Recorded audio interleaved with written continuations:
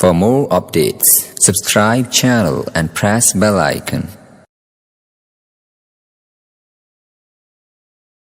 نحمده ونصلي ونسلم على رسوله الكريم اما بعد اعوذ بالله من الشيطان الرجيم بسم الله الرحمن الرحيم فصل لربك ونحر صدق الله العظيم وبلغنا رسوله النبي الامين المتين الكريم الرؤوف الرحيم.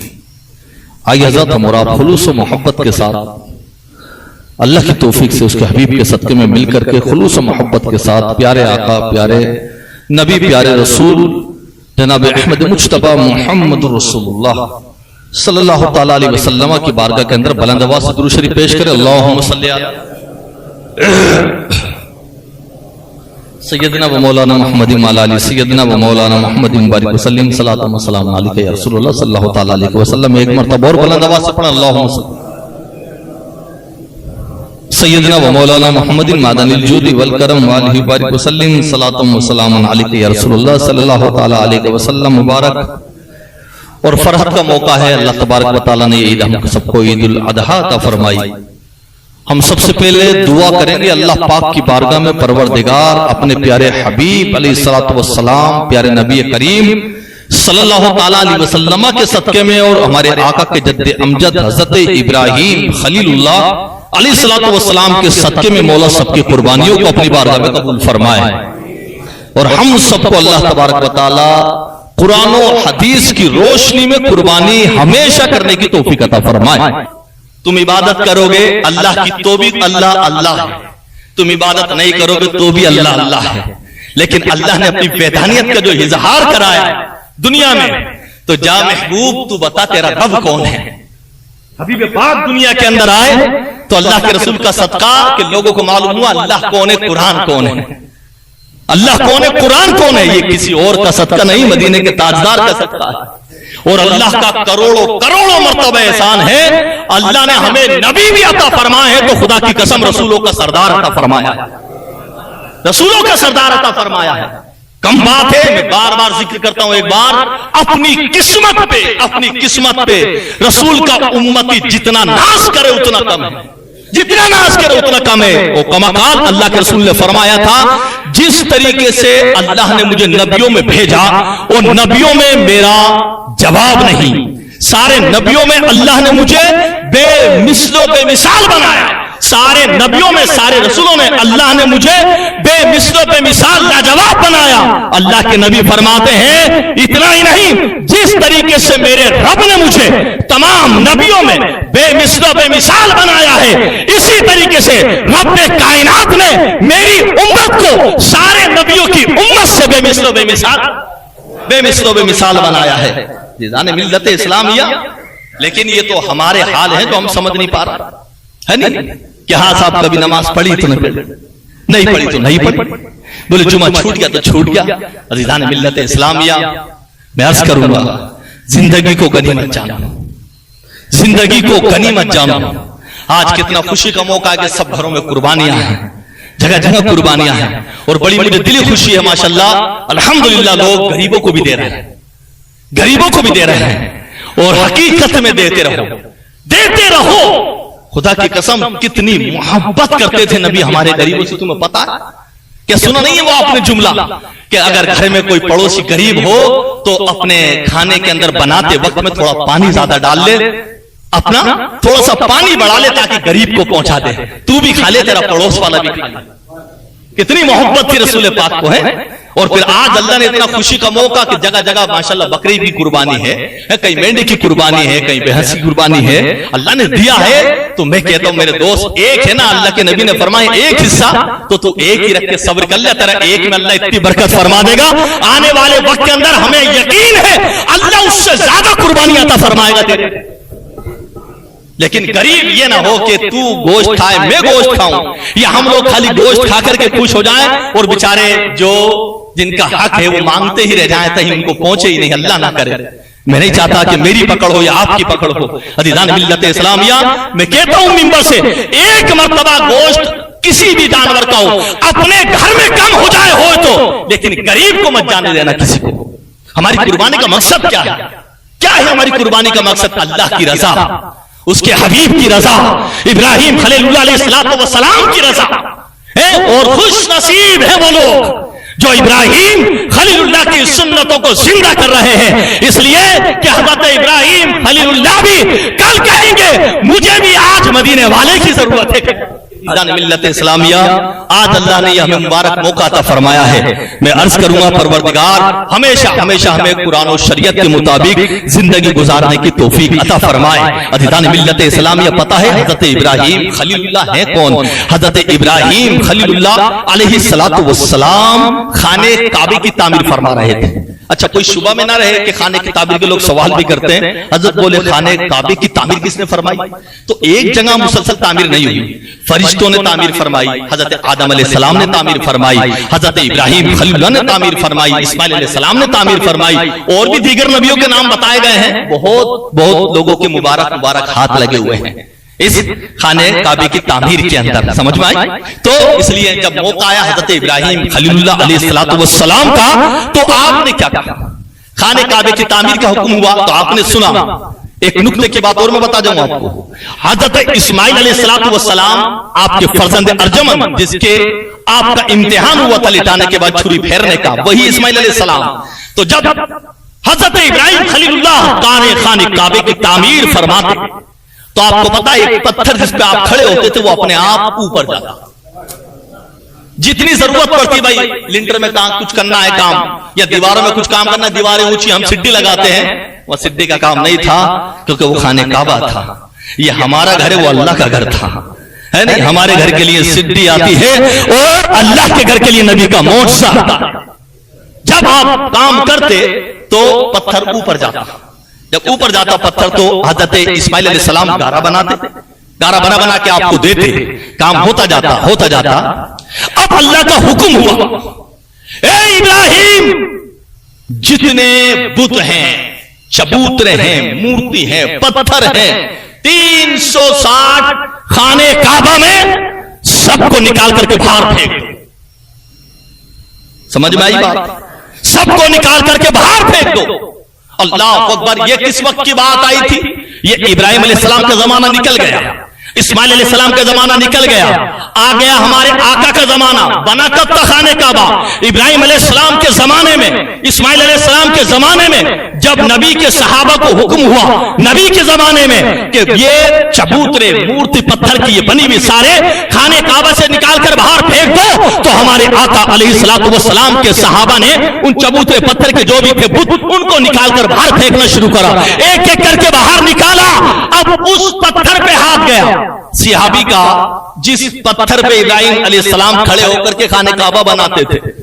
توجہ، کیا کہا کہ اب باہر نکال دو، اس کو اٹھایا، آواز آئی غیب سے، ندا آئی، اے رسول کے امتی صحابی اس پتھر کو چھوڑ دو جس پر ابراہیم خلیل اللہ نے خانے کعبے کی کھڑے ہو کر کے تعمیر فرمائی ہے، اس پتھر کو چھوڑ دو، باقی سب کو باہر نکال دو۔ ارے جاتے مقام ابراہیم دیکھا نہیں حاجی لوگوں نے؟ وہاں آج بھی وہ پتھر مقام ابراہیم جسے آپ کہتے ہو۔ سوال یہ ہوتا ہے پتھر تو وہ بھی تھے، پتھر یہ بھی تھا، پتھر وہ بھی تھا، پتھر یہ بھی تھا، سمجھنا جملہ فقیر کا، پتھر وہ بھی تھے، پتھر یہ بھی تھا۔ صحابہ نے عرض کیا پروردگار تیرا حکم سر آنکھوں کے اوپر، پتھر تو وہ بھی ہے، پتھر یہ بھی ہے، نہ اس میں جان ہے نہ اس میں جان ہے، پتھر اس کو بھی کہتے ہیں، پتھر اس کو بھی کہتے ہیں، دنیا آئے گی پتھر ان کو بھی کہے گی، پتھر ان کو بھی کہے گی۔ اے پروردگار تیرا حکم ہے سب کو باہر نکال دو، تو پتھر تو یہ بھی ہے، اس کو باہر کیوں نہیں نکالا؟ اللہ نے آواز دی، غیب سے آواز آئی، اے صحابیوں امتیوں، اے نبی کے امتیوں سنو، اللہ اکبر! اس پتھر کو اس لیے باہر نہیں نکالا، اس پتھر پہ کھڑے ہو کر میرے پیارے خلیل نے محمد کی ولادت کی دعا مانگی تھی، میری نبی کی۔ اے امتیوں سنو، ابراہیم خلیل اللہ اس پتھر پہ کھڑے ہو کے کہہ رہے تھے، اے مولا میری آنے والی نسل کے اندر میرے تیرے پیارے حبیب کو پیدا فرما دے، تیرے حبیب کی ولادت فرما دینا۔ اسی پتھر پہ کھڑے ہو کے دعا مانگی تھی۔ اللہ نے فرمایا تجھے پتہ نہیں یہ پتھر کون سا ہے؟ ہے نبی کے غلام، یہ پتھر وہ ہے جس پہ ابراہیم خلیل اللہ نے کھڑے ہو کر اپنی نسل کے لیے آنے والی نسل میں کہا تھا اے اللہ بس میری اتنی سی دعا ہے کہ میری نسل میں محمد کو پیدا فرما دینا۔ اللہ اکبر، تو تم اس پتھر کی بات کرتے ہو، کہا سب باہر کر دو، صرف اس پتھر کو چھوڑ دو جس پر میرے محمد کے نام کی دعا مانگی گئی۔ ارے میں کہنا چاہتا ہوں جب اللہ نے جس پتھر پر نبی کی ولادت کی آنے کی دعا مانگی گئی ہے اس پتھر کا احترام، تعظیم، ادب، وقار اتنا بڑا ہے تو جس نبی کی دعا مانگی ہو اس کا مرتبہ کتنا؟ عزیزان ملت اسلامیہ، یہ تو پتھر کا مقام ہے، جبکہ پتھر سارے برابر ہوتے ہیں، لیکن اللہ نے اس پتھر کو رکوا لیا، بولے اس کو روکو، باقی باہر نکالا۔ اچھا وہ دعا کیا مانگی تھی؟ وہ دعا بتا دوں آپ کو۔ خانے کعبے کی تعمیر ہو رہی، ساری خانے کعبے کی تعمیر ہو گئی، اب مزدور لوگ کام کرتے نہیں کرتے اپنے ابھی مکان کا، شام ہوتی کیا کہتے ہیں، بولے اب پسینہ بھائی ہمارا ہو گیا پورا، شام کو اب ذرا مزدوری عطا کر دو۔ یہی کام ابراہیم علیہ السلام نے بتقاضۂ بشریت کے یعنی بشر ہونے کے اعتبار سے آپ نے کہا اللہ میں نے تیرے خانے کعبے کی تعمیر پوری فرما دی ہے، اب اللہ تیری طرف سے کوئی مجھے مزدوری تو عطا فرما دے، تیری طرف سے مجھے کوئی مزدوری تو عطا فرما دے، اور وہ بھی خانے کعبے کی جس نے تعمیر کری ہو پھر مزدوری۔ اے ہائے، جو بنا تھا اس کا بھی جواب نہ تھا، جس نے بنایا اس کا بھی جواب نہ تھا، اور جو مزدوری آئی اس کا بھی جواب نہ تھا۔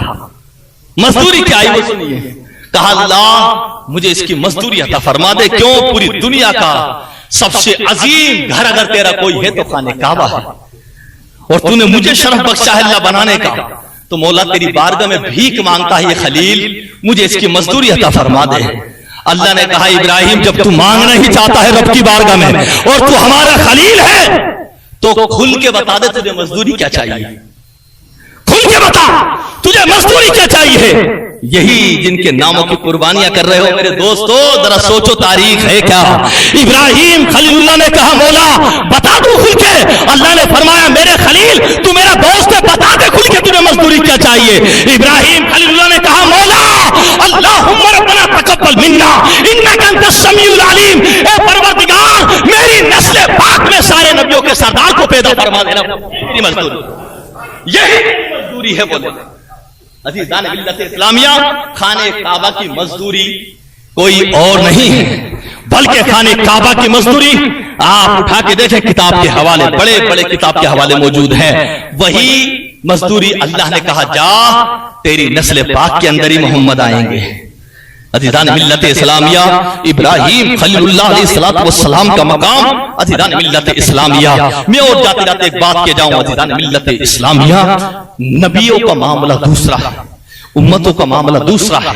کہاں نبی کا مقام، کہاں صحابی کا مقام، کہاں ولیوں کا مقام، اور کہاں ایک عام آدمی، کہاں ایک عام آدمی کتنی بھی عبادت کر لے کوئی عام آدمی، سالوں سال عبادت کر لے کوئی، سالوں سال عبادت کر لے، تہجد پڑھ لے، لیکن یاد رکھنا میرے دوستو دل کی تختی پر جملہ لے جانا، کبھی بھی کوئی 50 سال تو کیا 100 سال اللہ کسی کو عمر عطا فرما دے، میں کہوں 500 سال عمر عطا فرما دے کسی کو، اور وہ ایک نماز قضا نہ کرے، نہ تہجد قضا کرے، اللہ اکبر، پھر بھی وہ نبی کا مقام تو بہت دور کا، صحابی کا مقام تو بہت دور کا، کسی ولی کے قدموں کے دھول کے برابر بھی نہیں۔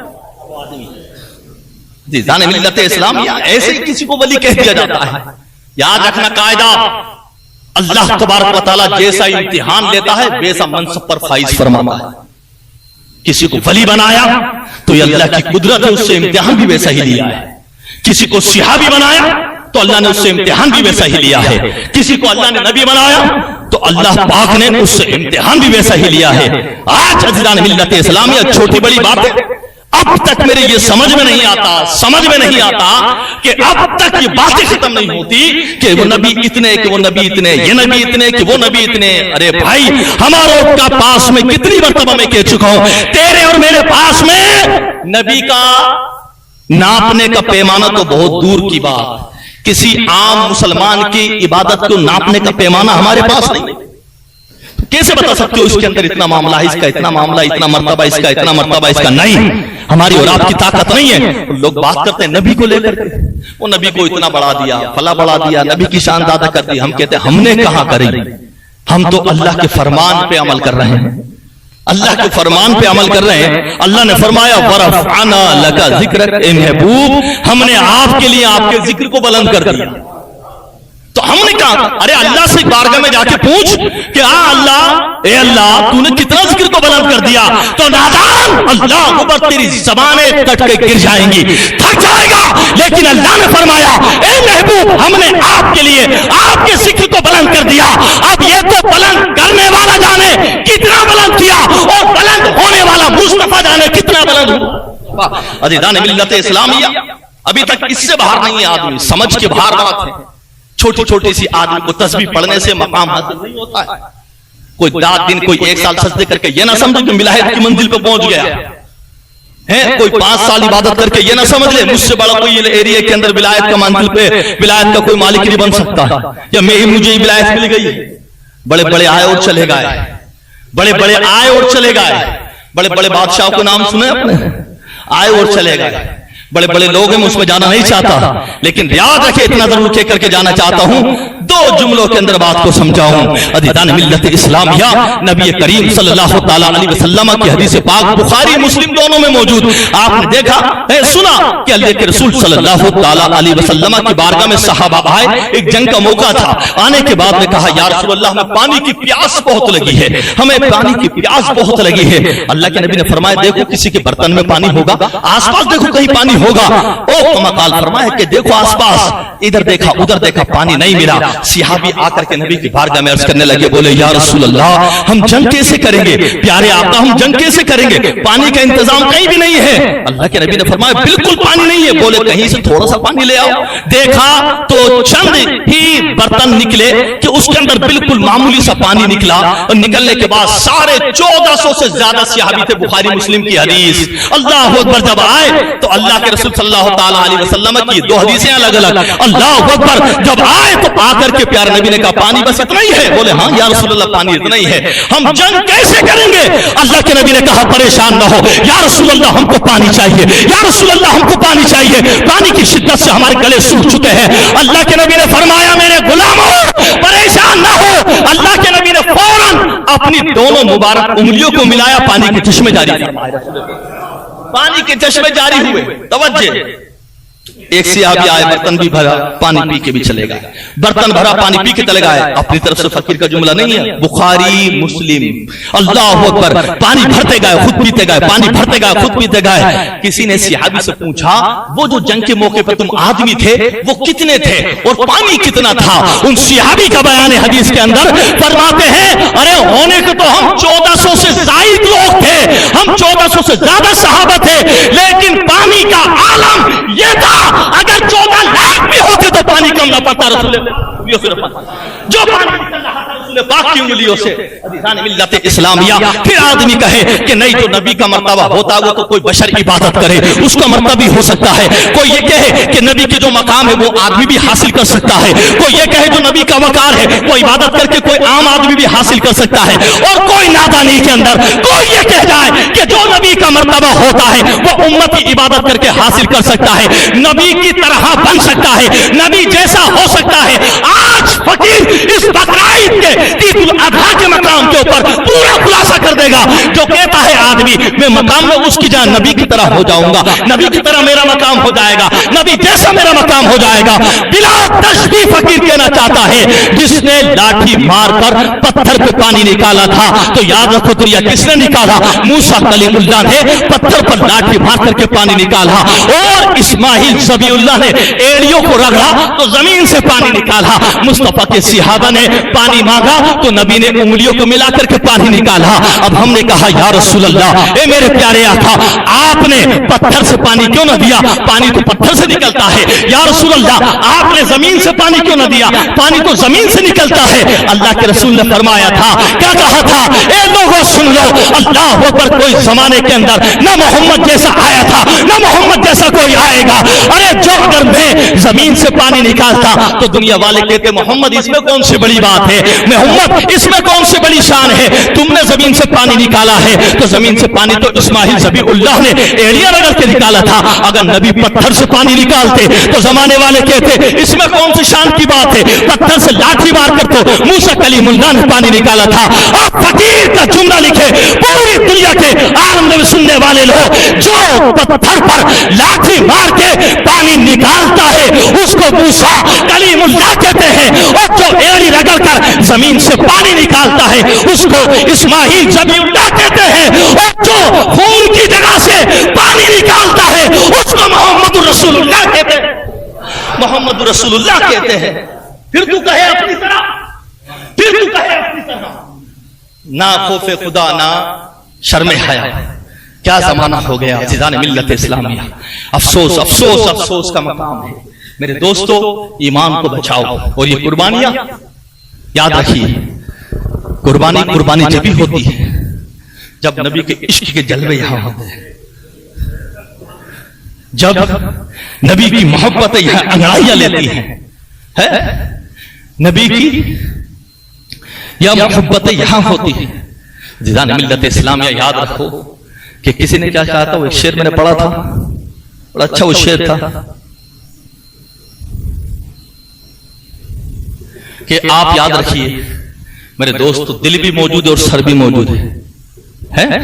دل بھی موجود ہے سر بھی موجود ہے. تو یاد رکھو میرے دوستو، سر جھکا دو اللہ کی بارگاہ میں، اور دل کے اندر عشق نبی بسا. ایک قربانی کرنے والے لوگوں یاد رکھو، بلا شبہ ہمارا ایمان ہے، بلا شبہ. اگر کوئی خامی کمی جانے انجانے میں ہو جائے، ہم بھی بشر ہیں، ہم بھی بشر ہیں. دوسرے قربانی کرنے والے اہل سنت کی میں بات کر رہا ہوں، وہ بھی بشر ہیں. اگر کوئی چھوٹی موٹی خامی ہو جائے، ابھی کوئی صاحب آ کے کہہ رہا تھا، بولے حضرت وہاں وہ خامی ہے وہ کمی ہے فلاں، مجھے دوسری جگہ کا حوالہ دے رہا ہے، بولے حضرت آپ کے یہاں بہت اچھی قربانی ہے. تو میں نے کہا نہیں، غلط. فقیر حق بات بولنے کا عادی ہے، ایسا نہیں ان کی غلط ہے ہماری صحیح ہے. نہیں، الحمدللہ ذمہ داری کے ساتھ، ارے چھوٹی کمی خامی اگر بشریت کی بنا پر ہو بھی گئی تو اللہ معاف فرما دے گا. لیکن یہ یقین کر لے اپنے دل کے اندر، جہاں اہل سنت کی قربانی ہے اس کے حبیب کے صدقے میں وہی قربانی اللہ کی بارگاہ میں مقبول، وہی قربانی مقبول ہے، چاہے وہ ہندوستان میں کہیں ہو چاہے وہ دنیا میں کہیں ہو. اس لیے کہ میرے دوستو یاد رکھیے، آپ قربانی کر رہے ہیں، کبھی بھی آپ ان باتوں پر دھیان نہ دیں کہ بھائی حضرت بولے شریعت کے اعتبار سے اگر کوئی بات معلوم ہوتی ہے، ہاں کہ بھائی جو شریعت نے منع فرمایا قربانی کے اندر، اگر اس طریقے کی بات پائی جائے گی تو قربانی نہیں ہوگی، تو آپ ہماری اصلاح فرمائیں ذمہ داری کے ساتھ. بات آپ ہماری اصلاح فرما، بولے حضرت اس میں یہ کمی ہے یہ خامی ہے، آپ اس کو دیکھیے، انشاءاللہ عزیز پوری ذمہ داری سے دیکھا جائے گا.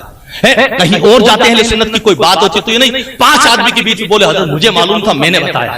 یہ ثواب نہیں، یہ طنز ہے، یہ ثواب نہیں یہ طنز ہے.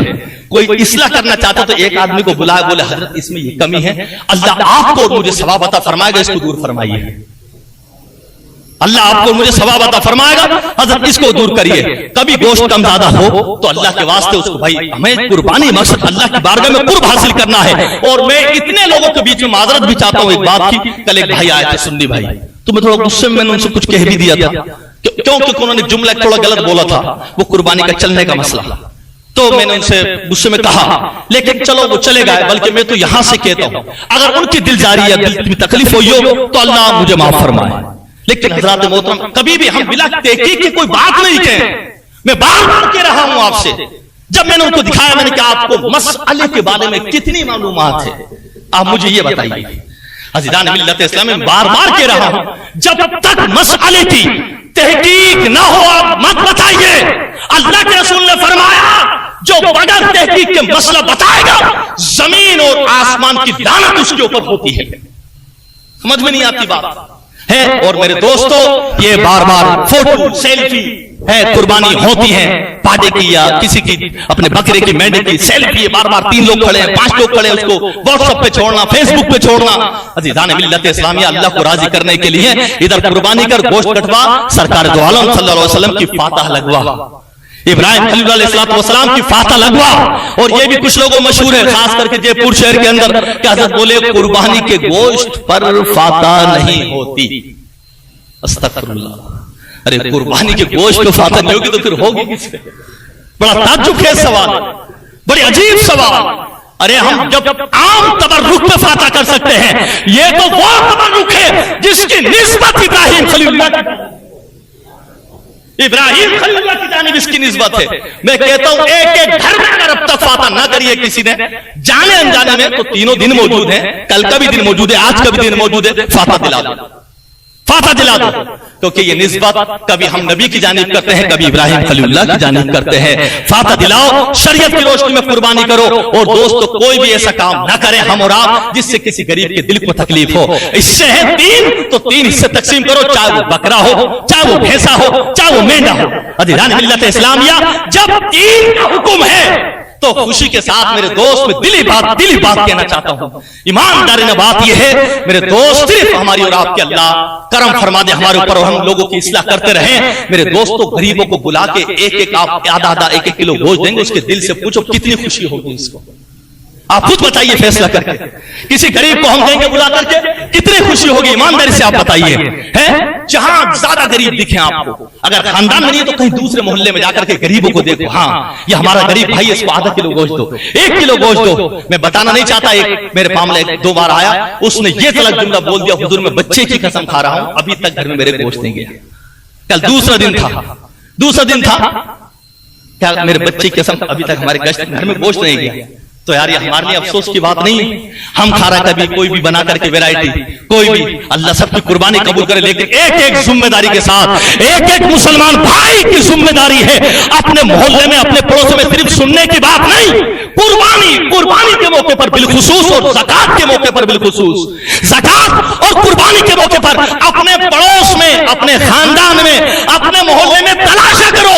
میرا ایمان, میرا وجدان کہتا ہے اللہ کو اگر خالی تمہاری یہی ادا پسند آ گئی, اللہ تمہارے پورے گھر کی مغفرت کرے.